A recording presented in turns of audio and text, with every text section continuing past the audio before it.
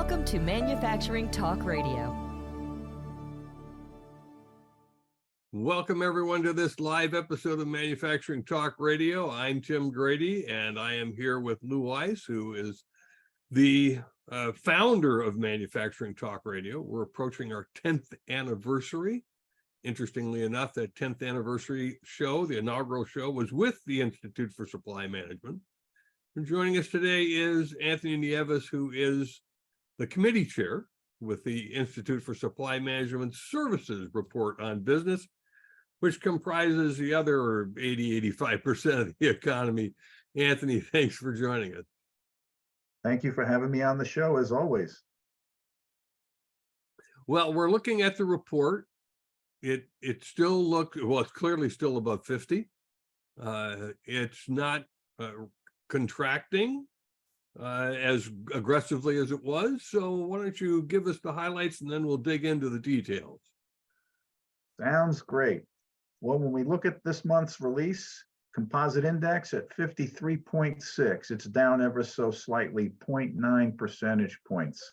When we look at the four indexes that comprise the composite index, and they're each weighted equally at 25%, business activity 58.8 is up 1.5 percentage points. Here's where the pullback occurs. New orders down to 51.8, down 5.7 percentage points from the 57.5. So we have to keep in mind, as I always state each month, that we're measuring directional change. So we're growing in new orders month over month, just at a lower rate than we had the prior month. Employment at 53.4 is down 1.3 percentage points from the 54.7. And deliveries now slowing a little bit, 50.4, just over the baseline, up from the 48.5 last month, which is an increase of 1.9 percentage points in that rate. So again, I'll focus in on the new orders, where we saw that pullback. And I mentioned last month on the show that I felt that August was almost like an acceleration, that normally we would see those numbers in September, and September being the pivotal month, it seemed like it was expedited. And we saw those numbers come in August last month, like a month ahead of schedule, when we look at things historically for this sector.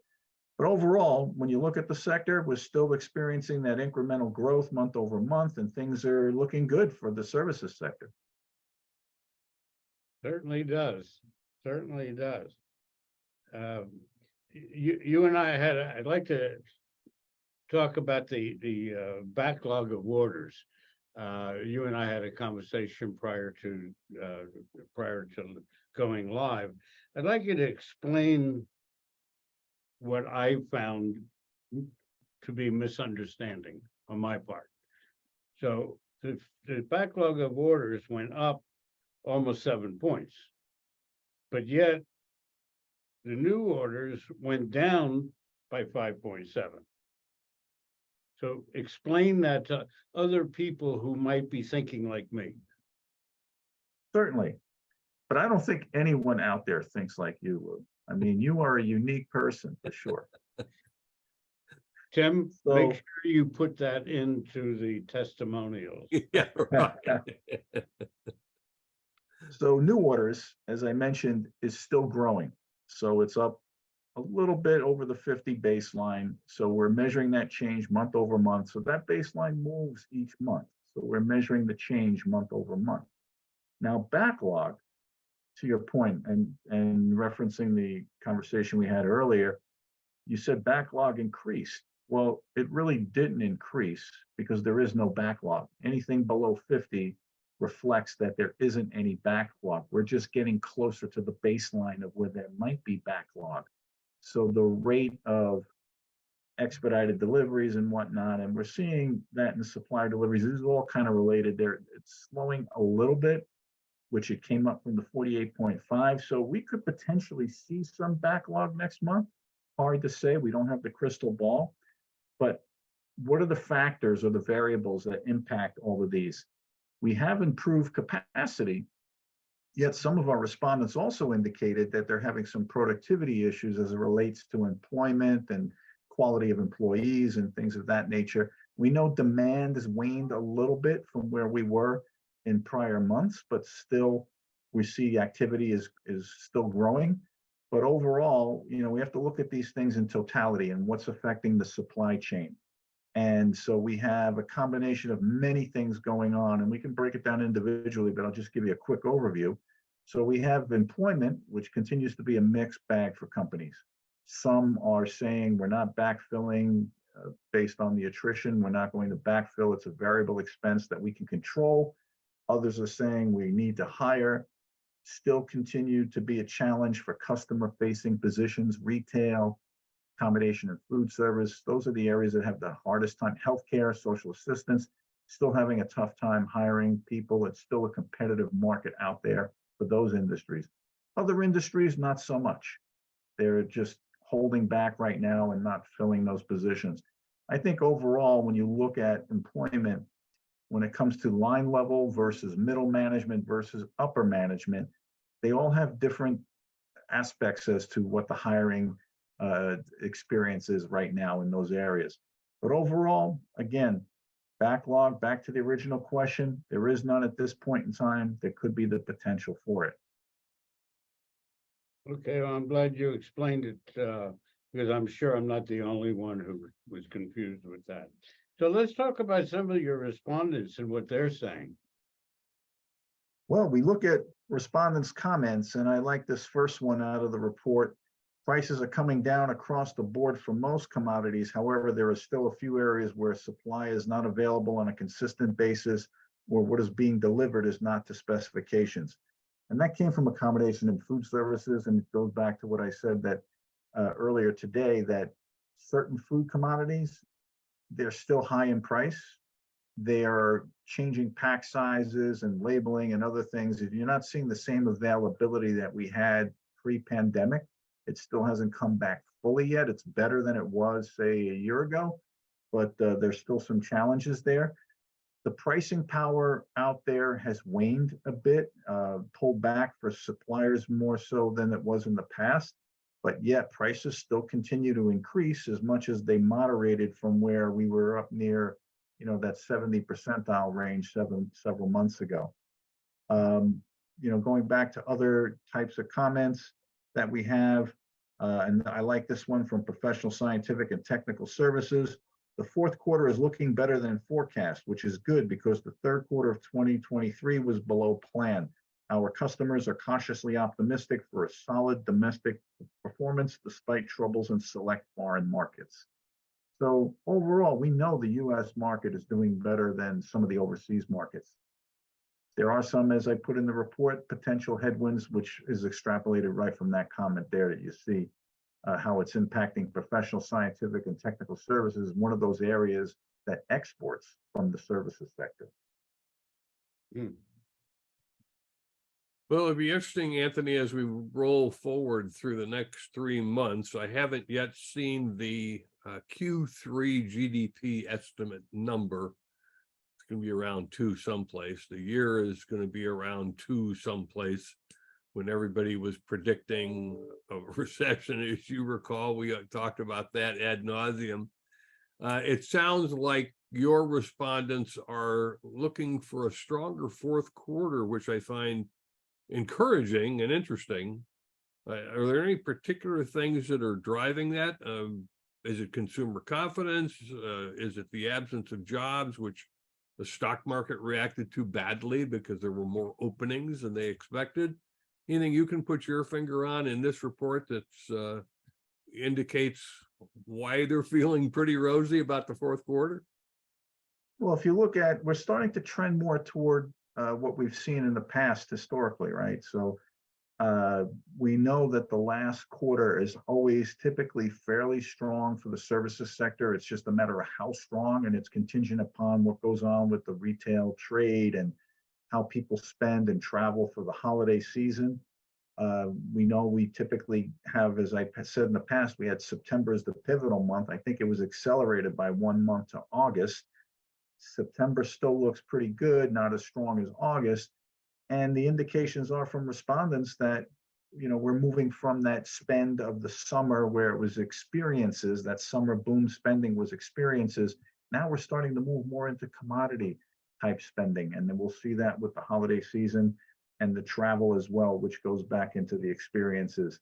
So I think that overall we should, even though there was a pullback in new orders, and you have to understand that the cycle time for new orders and services is much shorter than what you see on the manufacturing side.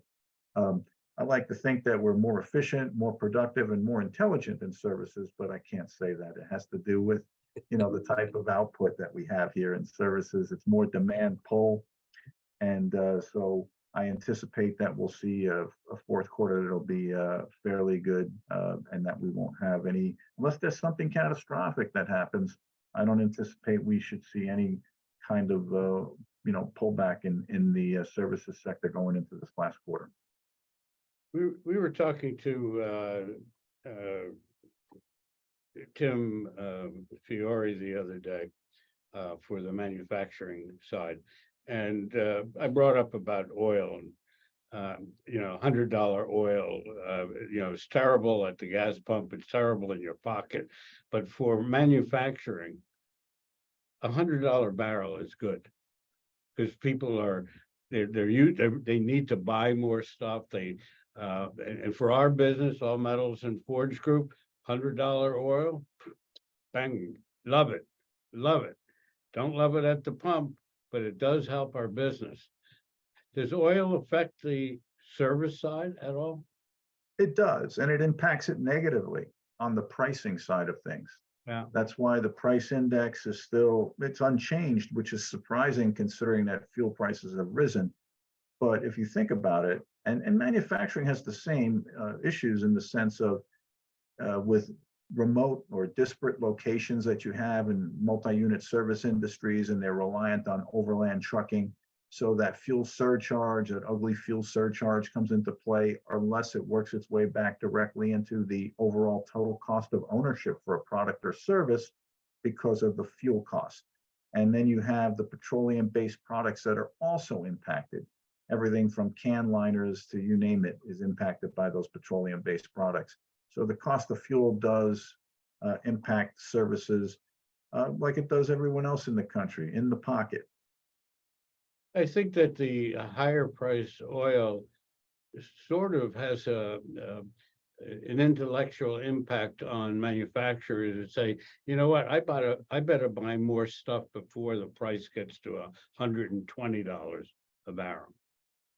And that's sort of what we've seen time and time again. But meanwhile, I think oil is now down to $90 again.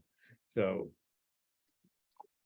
it's amazing how I remember participating in some roundtables and hearing individuals from the airline industry about even a 2-cent change in the cost of fuel for them hits their bottom line so hard. And that's why they forward buy as much as they do when it comes to fuel. And that's why you sometimes see in the commodities report, fuel prices can be both up and down. And it's a timing issue of when these individuals, whether they hedged, or they forward bought versus, let me ride the market and get hit over the head by it. right.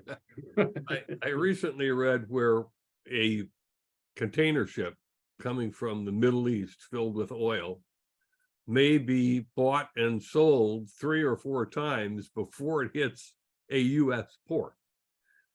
So it clearly is a very volatile sector and hard for anybody to predict. I wouldn't play in that genre at all. But talking about your industries, you measure 18 industries in this report. 13 are up, 5 are struggling. Yes. So who's up, who's struggling? So who's up and who's struggling? And when you look at the composite index, it's easier to read who's struggling out of the 13 industries that, going up. But from the bottom up, you have agriculture, forestry, fishing and hunting, arts, entertainment and recreation. No surprise there, right? With the writer's strike, SAG strike, like one side settled, but SAG still, they're not playing ball right now with the studios or vice versa, depending on which side of the table you're on. And then you have accommodation and food services, which is a pullback just from the summer boom, right? And then you have management of companies and support services. And then last is wholesale trade out of those 5 industries that have changed or contracted month over month. And what's leading the way at the top of the list for growth, and I'll name the top three, you have, well, I'll name the top two because then you'll ask me a question about the third one, and I don't really want to deal with that. I'm kidding. I'm kidding. The top are real estate rental and leasing, and the second is retail trade. And then if I say third, it's mining, and you're going to ask me something about mining, and I'm like, I had no clue. Actually, I was going to ask you a question about wholesale trade. I would have thought that with the upcoming holiday season that they'd be pretty healthy. It's just a pullback month over month. So I think we'll see that increase next month. And, wholesale trade is always a great measurement. Goes back to what I said about the disparate locations and overland trucking. And wholesale trade, they're the intermediaries. They're they add that value in the supply chain, the distribution channel, bringing it from the source and having that intermediary intermodal piece for the end user, for the ultimate end user on the services industry. So yeah, it's always a good one to look at. That transportation and warehousing, always good indicators of how things are going, but definitely more real time versus, when you look at it, there's the cycle time's a little less than what you see on the manufacturing. So Anthony was laying in the weeds about mining. We've been trying to horse trade mining out of the service sector forever. So. Yeah, we keep saying that, and I don't know about construction, because they're not really producing anything. They're just assembling stuff. And I don't mean to offend any contractors out there by any stretch. I come from a family of that. So my grandfather was a contractor. So I don't want to upset anybody. Yeah, well, yeah, that's not the purpose of our conversation, but it is to educate all the people in this sector in manufacturing as well. Lou? Yeah, that manufacturing, but mining, I'm going to get that over into the manufacturing sector. I'm going to have to talk to Tim Fiore about that. It goes back to what Tim Fiore always says when he gives his definition, or delineation between services versus manufacturing. And manufacturing is taking raw materials and transforming them into a finished product, right? Or some kind of component that is a finished product, versus on the services side, is there something really produced that is, an assembled product is much different, say on the construction side, where you're taking finished goods and just assembling them together. When you're building a house or a building, you're not really manufacturing anything. And mining, is what it is. It's the same thing. It's that same philosophy applies to that as well. And again, these are NAICS codes. I don't come up with them. We have to talk to the guys in the Department of Commerce, the federal government. Good luck with that. Yeah, I forget that. Yeah, that's over with. Anthony, you mentioned headwinds. Clearly, prices are still up there. They're beginning to taper off. Are there, other than pricing, are there any other headwinds that we should be watching? We have to keep an eye on what's going on geopolitically, right? I mean, Europe is still a mess as far as certain things, and most certainly we have the Russia-Ukraine war still going on. We're not hearing as much about it other than the funding coming out of Congress, but I can tell you that it does affect the global markets for sure, with the certain materials that, as on the manufacturing side, everyone knows is more so than what I do, that what's coming out of international markets with lithium and cobalt and things of that nature, natural gas and other things. And so that's some potential headwinds. Inflation is still rearing its ugly head from time to time. So we'll have to see. I think it's more of our respondents being cautious than anything else. So it looks like that we're going to have a fairly decent fourth quarter, apparently. And typically in our industry, the manufacturing, the fourth quarter, and then talking about the first quarter of 24, it's like a 6-month roll. We kind of roll right into a higher level of business activity. How's that work with the services as well? It's similar. We see the fourth quarter always, and you have to say, looking back pre-pandemic, right? Because that's when things were, you could have Right. historical trends, and then we had the anomalies that were associated with the pandemic, coming out of with all that pent up demand, and it kind of threw things sideways a bit as far as looking at trends. But similarly, we see the fourth quarter strong.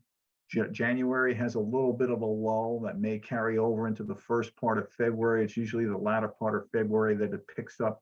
And then we see that, steady kind of growth up until we hit the summer holiday season. And then it kind of pulls back a little bit. And then the tail end of the summer picks up. So it's similar.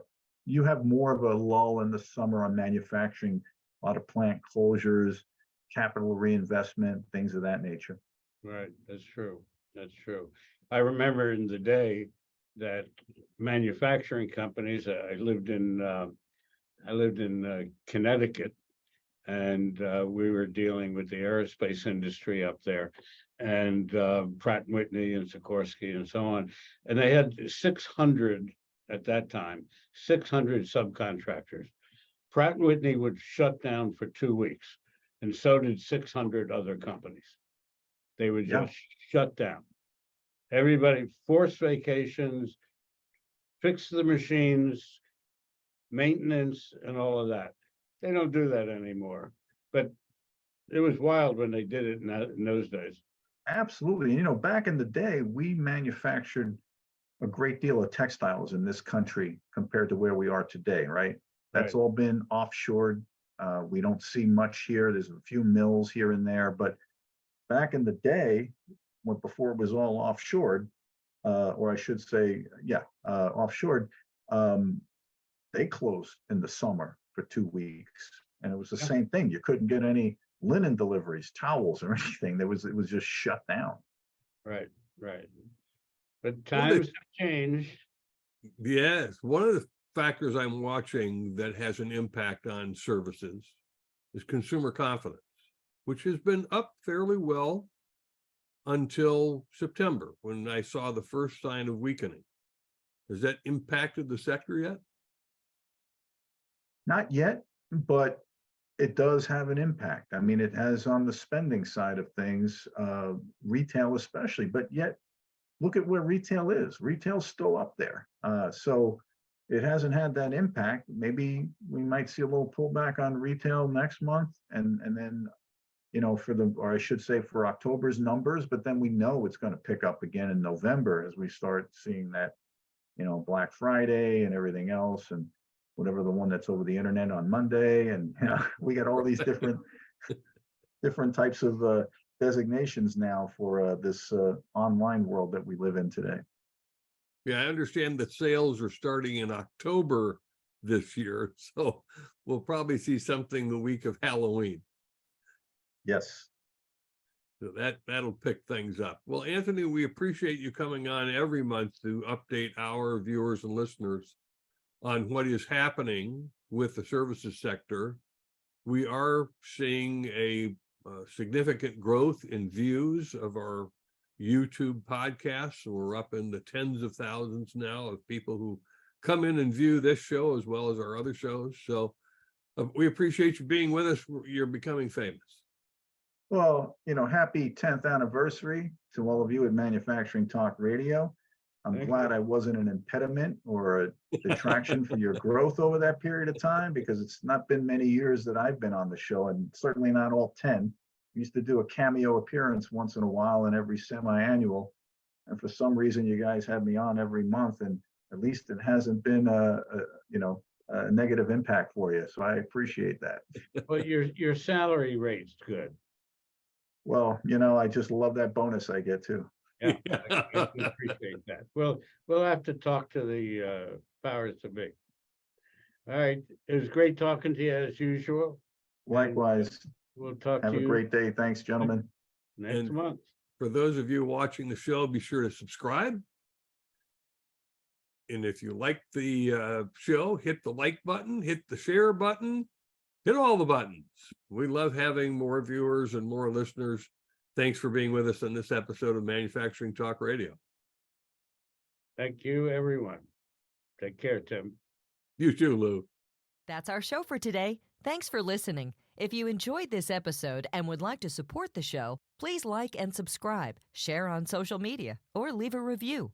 You can find us on YouTube, Spotify, Apple Podcasts, Google Play, Rumble, or your favorite podcast app. Visit us online at mfgtalkradio.com for our other episodes. We have also included links to our advertisers below. Thanks again, and we'll see you next week.